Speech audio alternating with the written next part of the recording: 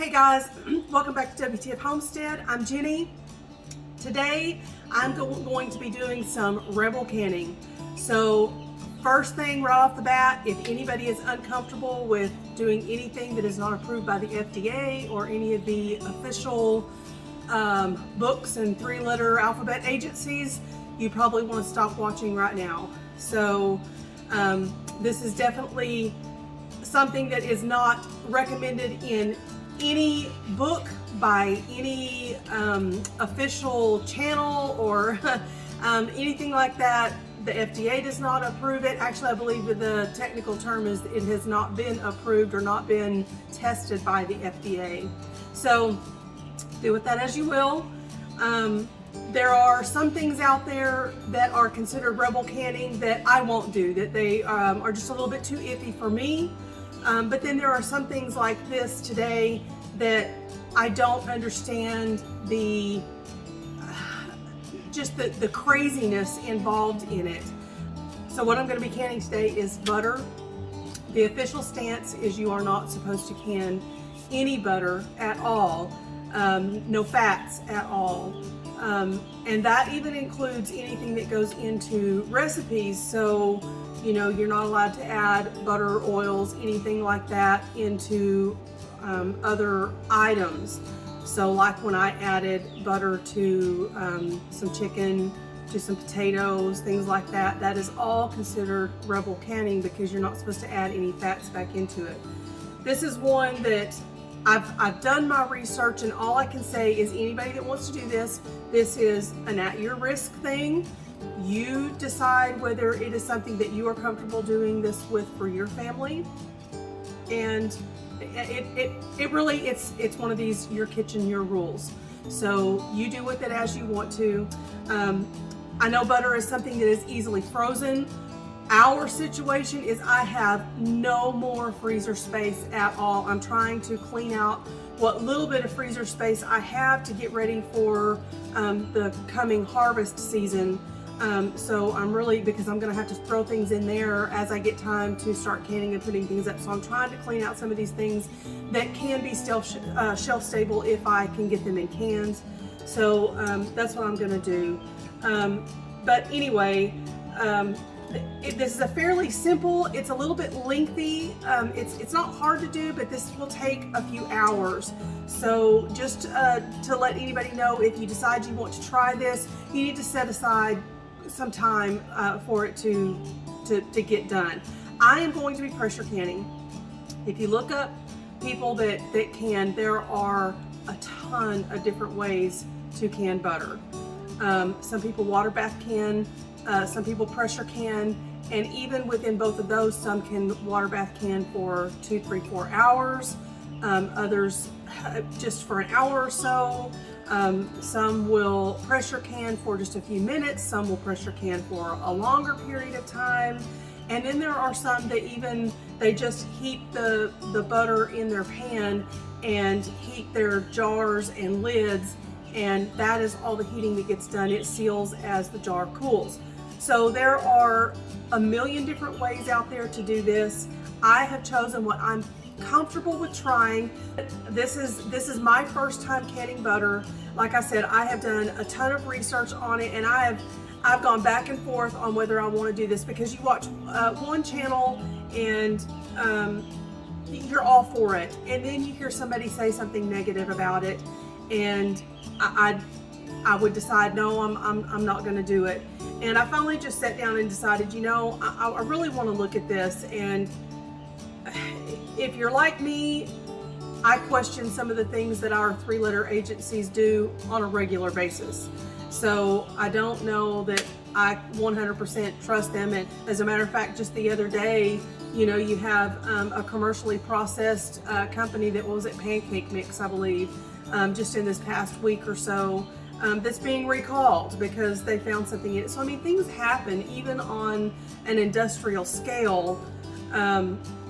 You know, you have to use caution no matter whether you're buying it at the store or whether you're canning it yourself. And to be completely honest, I trust people that have been canning for decades, canning butter, canning things that are, you know, considered rebel because the FDA does not approve it. and they've survived. I just, like I said, you've got to make that decision for yourself. I'm going to be doing it. So anyway, this is fairly easy. I'm just going to take all of these out of their packages, out of their paper. I'm going to put them in my pan here, and I'm going to turn it on about a medium. You do not want this to cook. You don't want it to boil. All I really want to do is melt it and get it to that simmering point. I don't want to go any further than that because I'm going to be pressure canning. So I'm going to do that. I also have a mix of salted and unsalted. I was trying to do a 50-50 mix, but I didn't have enough. I have more salted than unsalted. The reviews that I read, it sounds like that may be the best bet for what we like. We do prefer salted butter over unsalted in just about everything.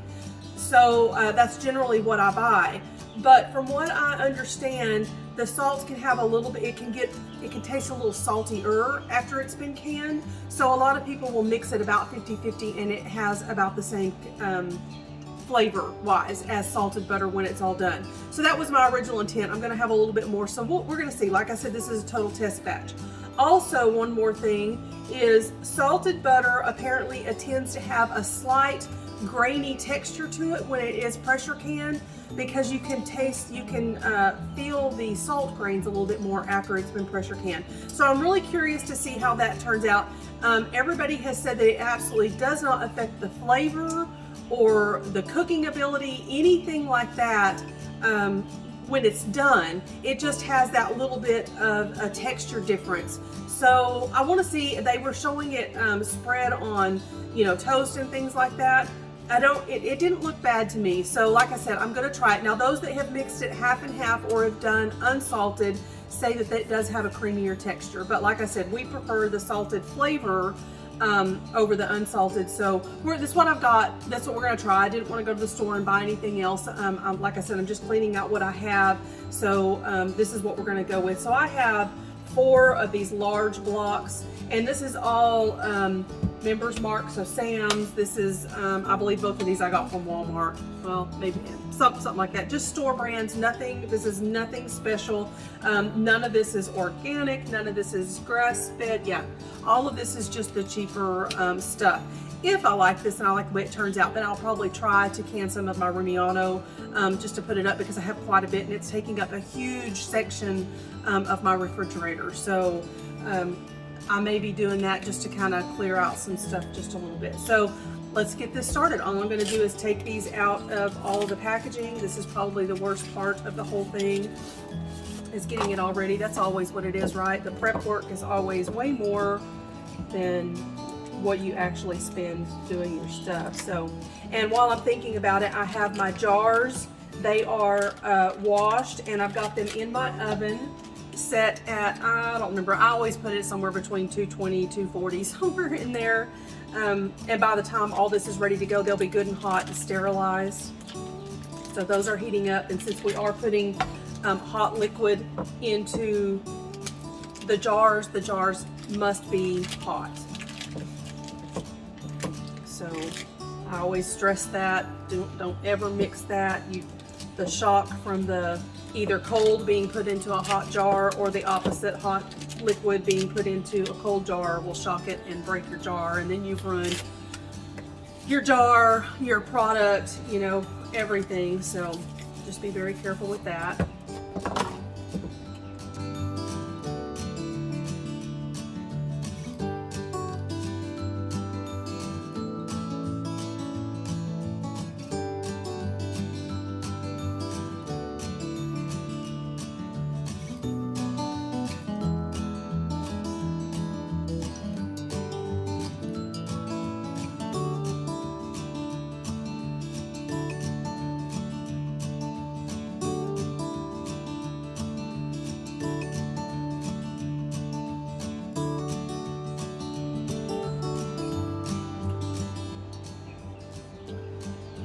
I'm just going to keep this on kind of a medium heat, and just keep stirring it. You don't want to walk away from it. There will be a foam. You can see here a little bit, a slight foam that is starting to build up on the top of it. That is completely normal. But you know, it's just kind of like boiling water or boiling pasta or something like that, that you don't want it to boil over. You don't want it to boil at all. So just kind of keep an eye on it. You don't want to just walk away and leave it. But we want to make sure that it is completely melted. Everything in here is completely melted. And we just want that slight simmer, just where you can have just where you have that little bit of movement on the top, on the surface of it. So we're just gonna stir it. Just wait.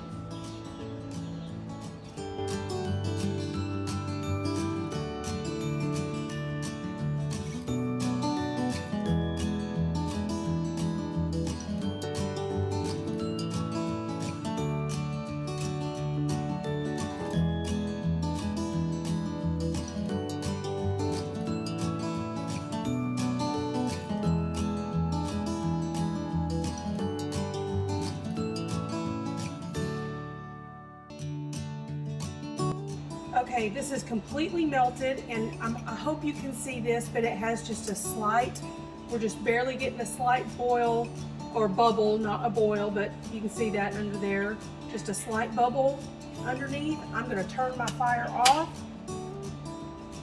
and we're going to get the jars out, and we're going to start jarring this up. I didn't use all of this. I didn't have room in my pan. So I have 4 packages of this. It's all salted. So actually right now I have a 50-50 ratio, which is what most people recommended as far as flavor wise if you like salted butter. So I'm just gonna put these back in the fridge, and I'll save these for another day. Okay, I got you moved down here. I've just got my jars out. They are hot again. Got my funnel and my ladle. I just moved my pan back over here so that I could move my canner and start getting it warmed up on this burner. This burner just gets hotter, so I like to can on this burner. So all I'm going to do, like I said, I am not going to scoop off the foam. Some people do, some people don't. It's purely a preference thing. I'm not going to worry about it. You can scoop it off, just put it in a separate bowl or something, but you can use it. You could let it re-solidify, whatever, use it just like you would butter. So you don't have to do anything with it. As you're scooping, you want to kind of stir it a little bit and make sure you're getting all of that, because the oil and the solids will start to separate, and you'll be able to see that in the jars in just a few minutes. So just make sure that as you're jarring it up that you're kind of stirring it a little bit and making sure you're getting a little bit of everything. So we're just going to start putting it in our jars, and I'm going to leave a 1-inch head space. This is another one. I saw some people that said 3/4 of an inch, an inch, something, that everything's kind of along the same line, a little bit different. But since it's an oil, I'm gonna err on the side of caution, and I'm gonna do 1 inch. And that's kind of the way meats and things are done, so I'm just kind of going with that.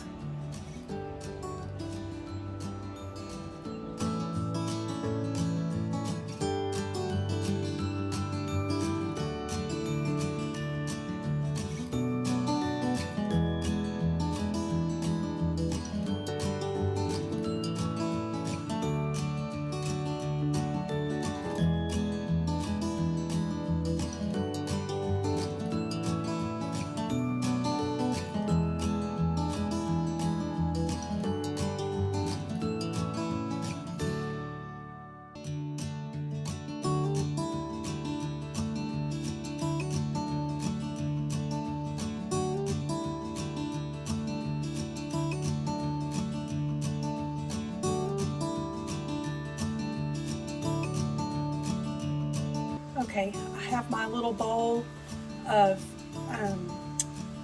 white vinegar, and it's going to be very important on this step to make sure that you wipe your rims down with white vinegar. Since this is oil, you want to make sure that you have your rims cleaned off very, very well to make sure you get a good seal. So I'm just going to wipe my rims down and put my lids on.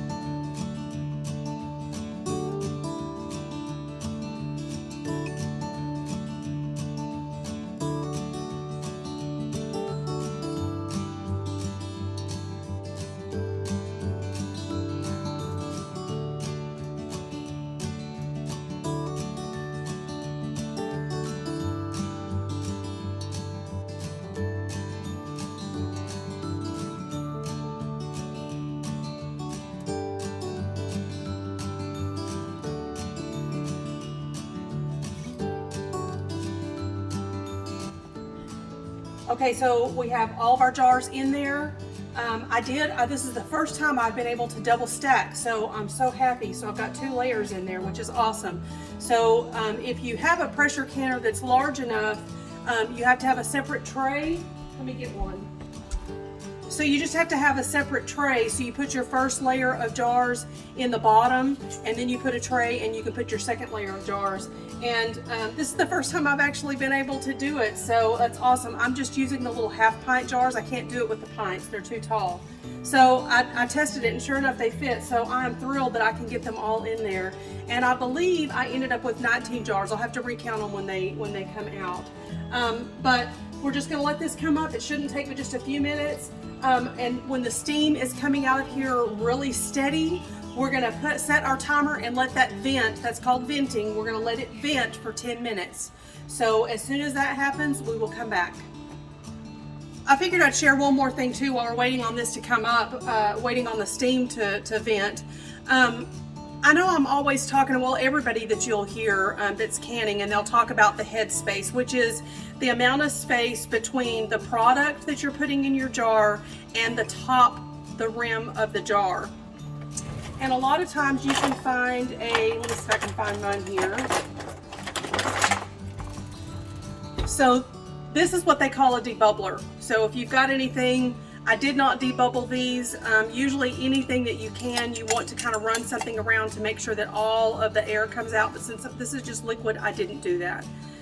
But anything, especially, anything with chunks, like when I did my potatoes, anything, really anything. And to be perfectly honest, I probably should have done that, and I did not. So that's an oops on me.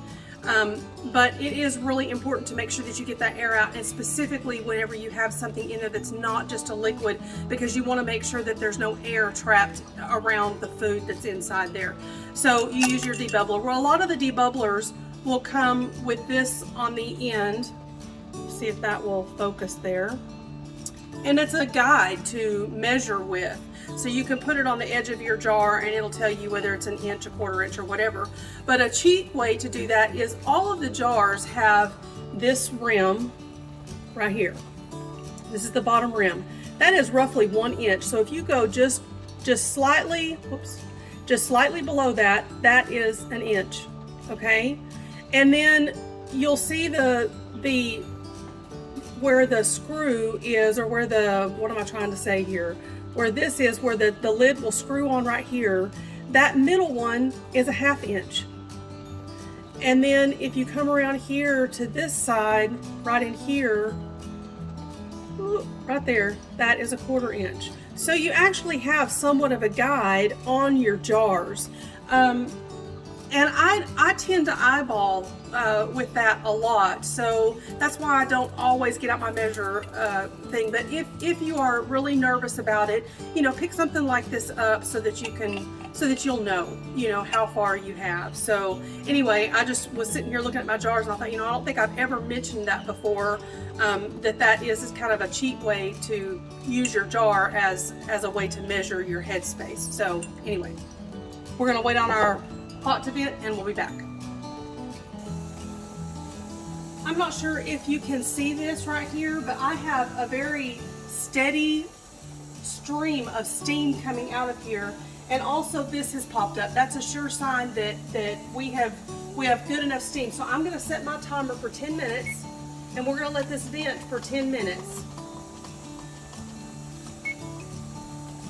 The purpose of venting is to pull out all of the air that's inside there and replace it with steam, because you want that to build up pressure within that canner. So that is the whole purpose of venting. It is very important. 10 minutes is usually plenty. So just set your timer for 10 minutes, let it do this, and then we're going to come back and put our weight on. We'll be back in a few minutes. Our time is just about up on this, but I wanted to explain one more thing before I let this get away and I forget about it, because I think about it just about every time I do a video where I'm pressure canning. I get questions from people that are asking me about the pressure, the pounds of pressure. That is what is determined by your altitude of where you live. So you have to look up your altitude where you live And then you can go to the FDA or any of the leading sites, the ball sites, the canning sites, and the FDA will tell you what your rate should be, or what your pounds of pressure should be to can in your area. The time is determined by what you're canning, by the product that you're canning. So in my area where I live, it is 10 pounds of pressure. So I'm going to do 10 pounds of pressure no matter what I'm canning. The only thing that's going to change is the time. And now there are different canners. Some will have just a gauge, which is a dial gauge, and so you would watch the dial until it hit your pounds of pressure, and then you would use that to determine how to set your heat and everything. And then there are those like mine that just have a weight, and then there are those that have a dial and a weight. So everything is a little bit different. Mine, like I said, is just weighted. If it's a weight, mine comes with a 3-piece weight. There are also some that are a disc, and it has 3 holes in the sides of it, and depending on which way you turn it, will determine whether it's 5 pounds, 10 pounds, or 15 pounds of pressure. I don't know if that's like a really common one. I haven't been shopping for one in a while, so I don't know. Well, that's not true. I looked for one not too long ago, and it had, but I haven't really just dug in there to see what all's out on the market. And they also had the weights like this. So mine is a 3-piece weight. So it comes with this main part here, and then it also comes with 2 separate weights with it. So this is 5 pounds, and if I add 1 ring, that is 10 pounds. If I add both rings, that is 15 pounds. So since I do 10 pounds, this is what I put on mine every time. So that's my 10 pounds. Okay, I'm gonna put this on here now that we've talked and it's well past that. So my weight is on. Now all I'm gonna do is wait for this to give me a gentle jiggle. We don't want it to rock too much, because that means it's letting off too much steam, which will eventually evaporate the water out of it. So you just want it to have that gentle rock going on. That'll take a few minutes for it to come up to that. So we will be back in just a few minutes when we've got that gentle rock going on. We have a slight jiggle. That's what we want. So I'm going to set my timer for 75 minutes. I'm also going to turn my temperature down.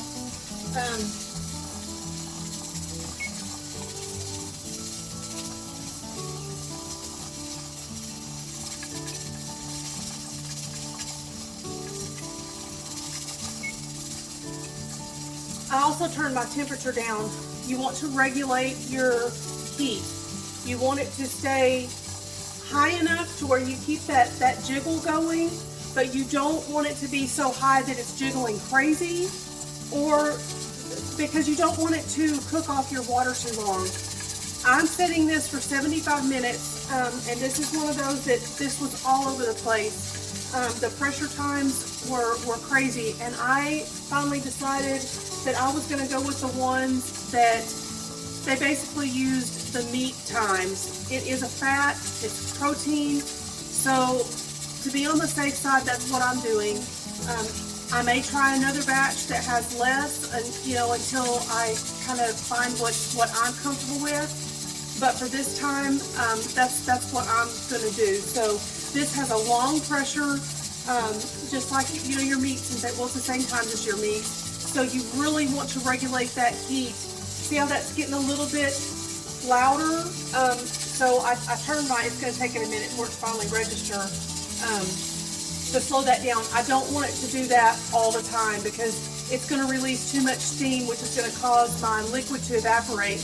And you absolutely do not want your liquid to evaporate and this to go dry while you're canning. If that ever happens, you have to start the whole process over again and recan.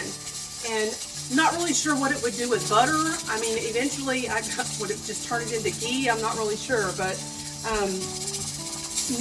any other foods and stuff like that, I mean, you're pressure cooking it, so it just gets, just mushier and mushier the more you do it. So that is, you want to be very careful and make sure you regulate your heat really well. So set my timer for 75 minutes. All we're going to do is regulate this and just wait for it to come down, and then we'll go through the steps of what we're going to do next. So I will see you guys here in a little over an hour. Okay, timer's done. We're just going to turn the timer off, and I'm going to turn the heat off. And you're just going to let it sit. Let it come down, let the pressure come down, the heat come down, everything by itself. It could take 30, 40 minutes-ish, somewhere in there. It's very important to do that. If you try to bleed the pressure off too soon and cool it down too fast, you take the chance of cracking your jars. You get a lot of siphoning, which means the liquid could get pulled out of your jars. So just leave it alone, turn it off, walk away. When everything is cool enough, this will stop jiggling. This little thing will go down. It'll be cool enough for you to touch. You can take the lid off and everything. So just leave it alone, let it sit, and we'll be back here in probably 30 minutes or so to check it. And we'll pull the lid off and see how our butter looks. All right, we're back. So this is what you want to look for. There's no sound. I don't hear any bubbling or anything coming up from inside. This vent has gone down, which means the pressure has let off. And if you just kind of tap this, you don't hear anything else coming out of it. So I can lift it off and there's nothing that comes out. So that's what you want. So it's still hot. Everything is still hot to touch. But you can take the lid off now. So we're just going to take the lid off and just make sure that you lift it away from when you lift the top up, because that steam is hot. So you don't want to burn your face. So just lift it off. And they're already pinging.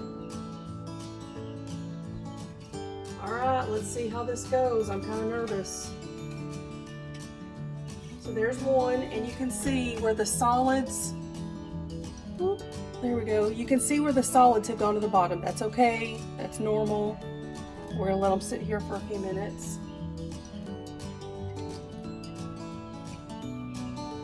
I'm gonna move you down here so you can see a little better.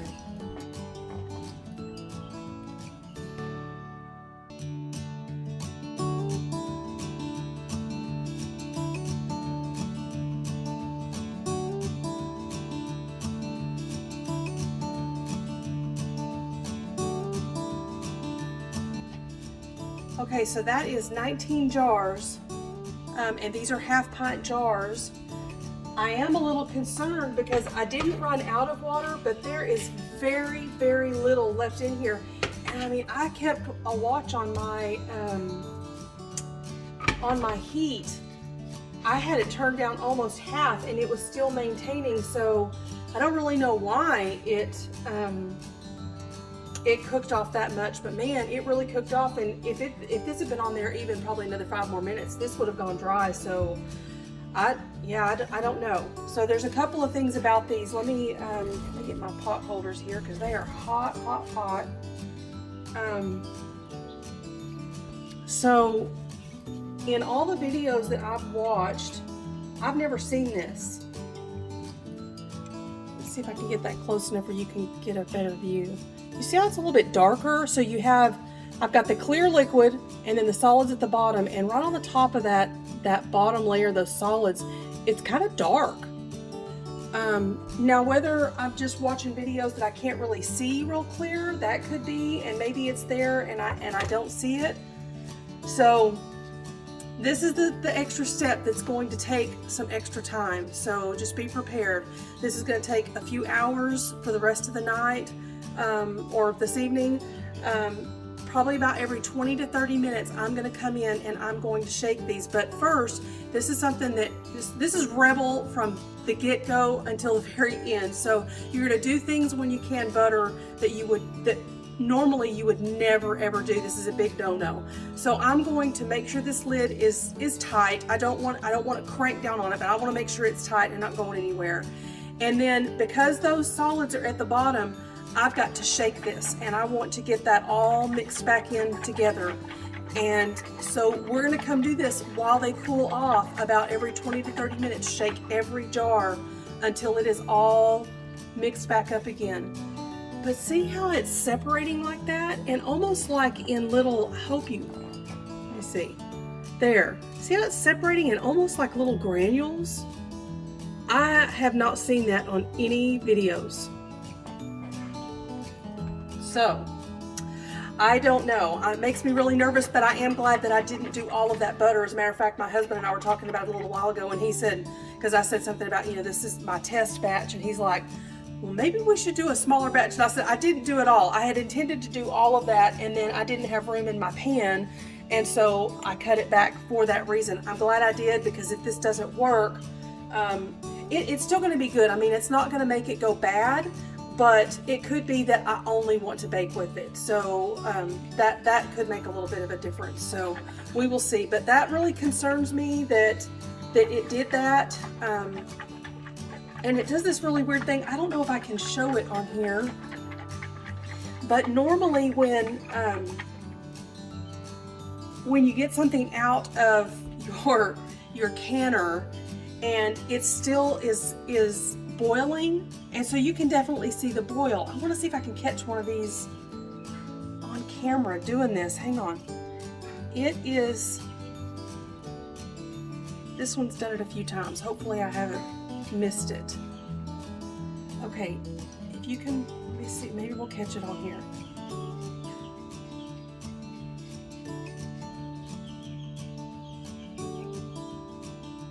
There. You see how it's bubbling like that?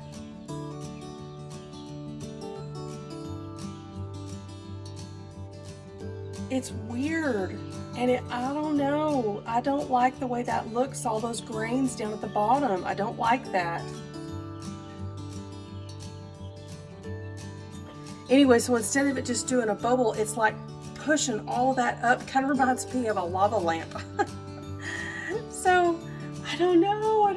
Oh, I'd hate to find out that we've ruined all this butter, but we're gonna see. We're gonna see.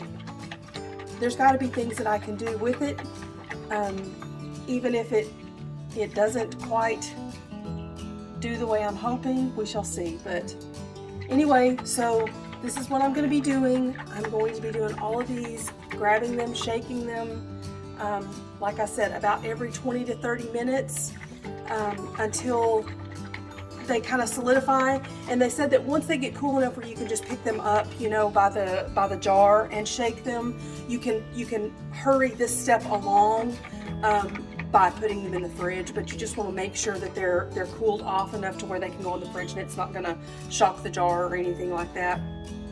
So that's what I'm going to be doing for the next few minutes or a couple of hours probably, is shaking these. So I will bring you back here in a couple of hours anyway, and we'll see how they look at that point. I'm going to go look at a few videos too and see if I see anything that's like this, because that really has me concerned.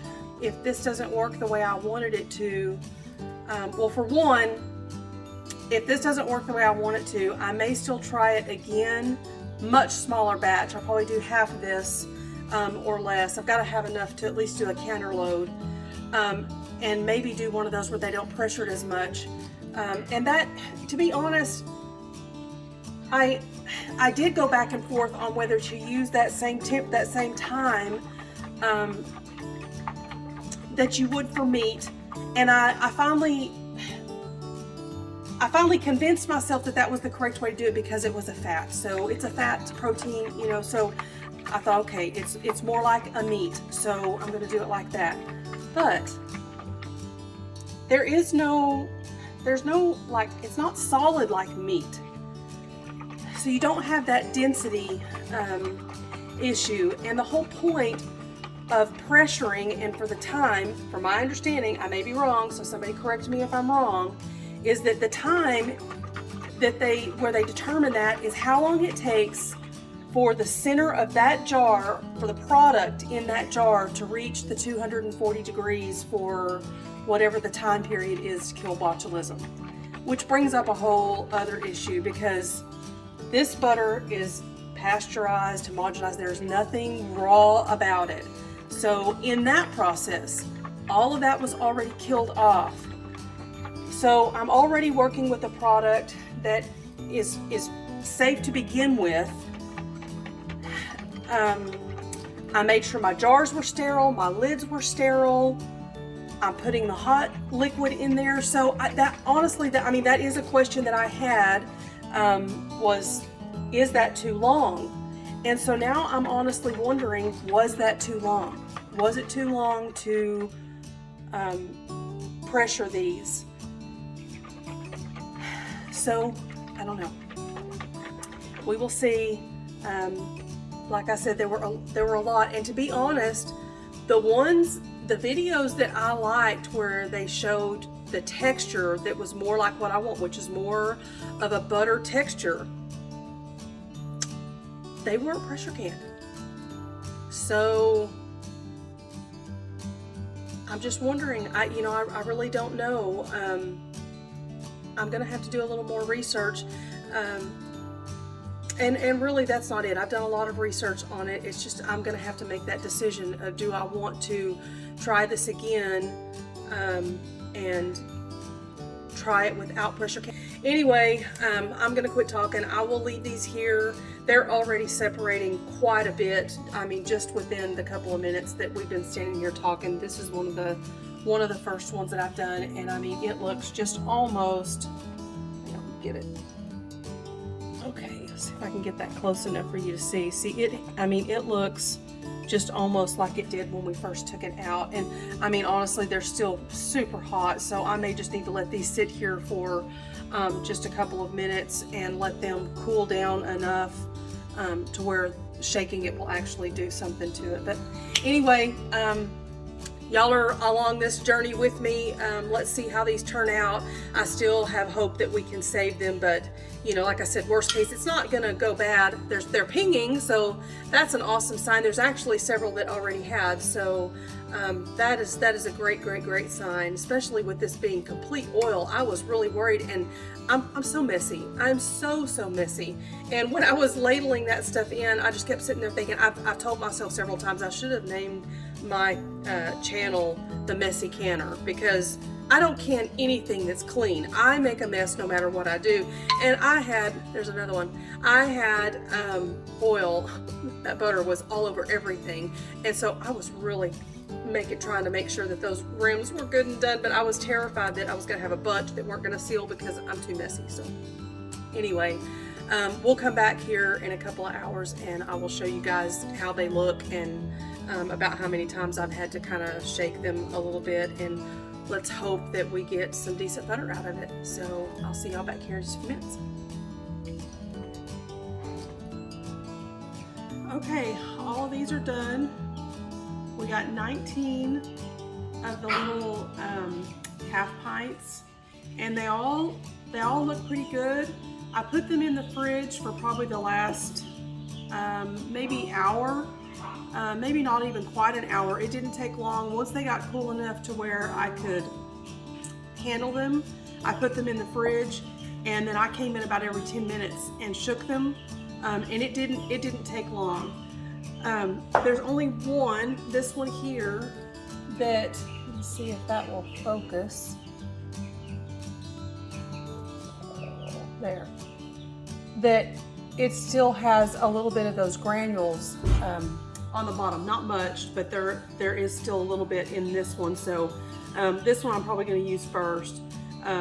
But I did get online and look, and I looked a little bit more closely this time, and this has definitely happened before. And I asked in one of the groups that I'm in what this was, and it does sound like that this is probably the salt, the ones that are salted. And I don't know, I'm really curious to see how it's going to turn out, but it is very common. I didn't do anything wrong. Everything in here is fine. Everything has sealed. All of them are sealed. I mean, they're solid. So I'm really happy with the way they've all turned out. I'm going to keep an eye on them, and I will certainly let y'all know if any of these go bad. Only one person that I saw online said that once this is opened, it needs to be refrigerated. Now I know that may sound kind of funny because most people keep their butter in the refrigerator anyway when they're not using it. I am not one of those people. I have not been for years, really for as long as I can remember. I have a little dish show you. This is my butter dish. It's actually just a, I don't know if this is Pyrex or what, but anyway, it's just a little baking dish that has a lid on it. And when I open up a butter, it goes in here and it stays on my cabinet until it's used. I mean, I stored it in the refrigerator before that until I'm ready to use it, but as this empties, I will put another in here and it'll stay in here for, I don't know, maybe a week or two, just depending on how fast we go through it, and it does not go bad. So this is one of those things. So I'm already kind of a rebel anyway, just because I do crazy things like that. So that was one thing that I was really concerned about. She said that when you open these, if it's not refrigerated, it can mildew. She is the only one that I've seen that has even said anything like that. So I'm gonna test it and I'm gonna see, because I prefer it room temperature. I like it the way I've been doing it. So I'm gonna try one, leave it out and see how it does. The rest of them, well, actually they'll all be stored on the cabinet. That's the whole point. They'll be in my pantry. But I mean, even when one is open, I'm not planning on putting it in the fridge unless it starts to mildew. And if it does that, I will definitely let you know. So anyway, this is my butter and the way it turned out. And so far, I'm happy with it. As long as the texture and the flavor and everything is there, this is something that I will probably continue to do. You know, like I said, unless I find out that there's, you know, that something goes wrong and they go bad or anything like that. But so far, everything looks good. There was one, and I've mixed it up. I was going to keep an eye on it. There was one that siphoned quite a bit, and I actually couldn't really tell from looking at the jar. But every time I pick it up to shake it, I was getting butter all over my hands, and I thought that I had a false seal. And so I took the ring off and washed the jar really good and everything, and it was not leaking. It must have just been where it siphoned and it stayed inside the ring. It had just built up in the ring, and that's what I was getting out of it. But I put the ring back on it after I realized it wasn't leaking, so that I could continue to shake them and not mess up my seal. And somehow I've gotten it mixed up in here, so I don't know which one it was, but thankfully they all look close enough that it doesn't stick out. So anyway, that's it. So I will give you guys an update if anything goes wrong or anything. I will give you an update and let you know what I think about it. But so far, I'm thrilled with it. So get ready for a couple of more Rebel canning things, because I have a couple of more on my list that I'm planning on doing. If that's something you're interested in. So anyway, that's going to do it for this time. So you guys have a great day. Bye-bye.